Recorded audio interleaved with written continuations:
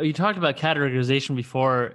I think the fact that we have hands and opposable thumbs and we live on land where like reality is much more, I think, easily manipulated and built on. We're like all in the kind of like Minecraft simulation up here relative to octopuses where they just don't have, they're not working with the same materials that we have, and they're not working with the same tools by virtue of not having hands that can manipulate their world. I wonder what it's like to be that intelligent, but to not be so burdened with excess categories like humans are. We built so many categories for ourselves, so many different objects. I mean, everything is in some sense a category: words, numbers, objects.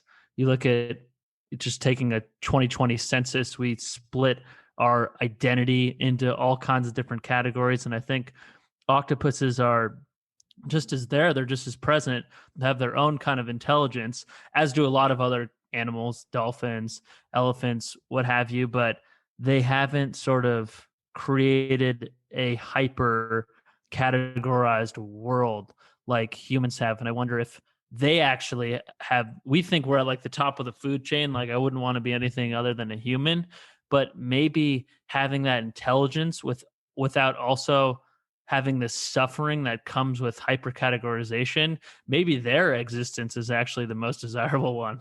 Exactly. I mean, I think categorization is kind of killing us because, to your point, there's so many categories. Everything is just getting sliced thinner and thinner. Hmm. And when that happens in our world as humans, it makes it so much harder to actually operate in the world because now there's so many categories that you have to constantly consider. Like one of the gifts of humans is our ability to understand different perspectives, and then even our perspective relative to present, time, future, and past. I think like we can really have a 360-degree view of many things, which is a gift, but it's also a curse because in that sense, having all that perspective in a world where everything is so categorized, it actually gets you caught up in a system where there's like all this pressure on you. And, earlier you mentioned the octopus that can kind of feel the emotion of a cold shoulder Hmm. and Yeah. feel the emotion of a handshake, basically. It's like these animals have learned or know how to, experience the emotions, but not get caught up in them. Mm. Right? Like humans, we experience emotions as well, but we categorize our emotions. And again, we just continuously categorize everything about our lives. And as a result of that, it's just this constant circle of thoughts and thinking and words.